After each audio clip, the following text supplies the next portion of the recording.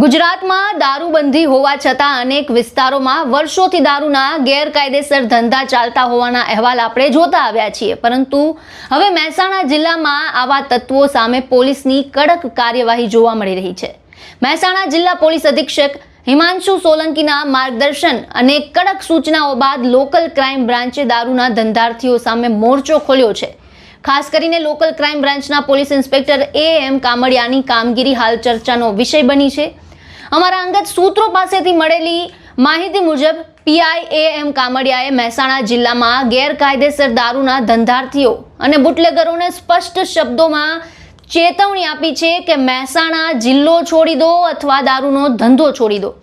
આ માત્ર ચેતવણી પૂરતી વાત મર્યાદિત નથી રહી, પરંતુ તેના પરિણામો પણ મેદાનમાં જોવા મળી રહ્યા છે। મળતી વિગત મુજબ જ્યાં જ્યાં દારૂના ગેરકાયદેસર વેપાર અંગે માહિતી મળે છે, ત્યાં પીઆઈ કામડિયા પોતે અથવા તેની ટીમ તાત્કાલિક કાર્યવાહી માટે પહોંચી જાય છે, જેના કારણે દારૂના 2 નંબરના ધંધાર્થીઓમાં ફફડાટ ફેલાયો હોવાનું પણ ચર્ચાઈ રહ્યું છે। પોલીસની આ કાર્યવાહી માત્ર કેસ નોંધવા સુધી હવે સીમિત નથી રહી, પરંતુ ગેરકાયદેસર પ્રવૃત્તિઓના મૂળ સુધી પહોંચવાનો પણ પ્રયાસ કરવામાં આવી રહ્યો છે।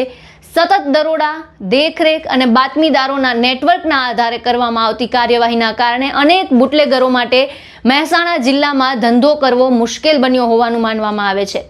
મહેસાણા પોલીસની આ કામગીરીના કારણે સામાન્ય નાગરિકોમાં પણ એક સકારાત્મક સંદેશ ગયો છે કે કાયદાનું પાલન કરાવવા માટે પોલીસ પ્રતિબદ્ધ છે।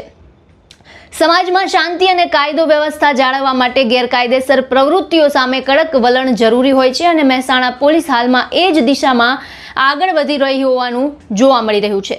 જિલ્લા પોલીસ વડા હિમાંશુ સોલંકીના માર્ગદર્શન હેઠળ અને પીઆઈ એએમ કામડિયાના નેતૃત્વમાં લોકલ ક્રાઇમ બ્રાન્ચ દ્વારા ચલાવવામાં આવી રહેલી આ ઝુંબેશ આગામી દિવસોમાં પણ યથાવત રહેશે તેવી ચર્ચાઓ છે। જો આવું જ વલણ ચાલુ રહેશે તો મહેસાણા જિલ્લામાં ગેરકાયદેસર દારૂના ધંધાને મોટો ફટકો પડી શકે છે। ફિલહાલ તો એક વાત સ્પષ્ટ છે કે મહેસાણામાં કાયદાનો ડર ઊભો કરવા અને ગેરકાયદેસર દારૂના વેપાર સામે લાલ આંખ કરવા માટે લોકલ ક્રાઇમ બ્રાન્ચ સક્રિય બની છે, અને પીઆઈ એએમ કામડિયાની કામગીરીને લોકો દ્વારા પણ બિરદાવવામાં આવી રહી છે।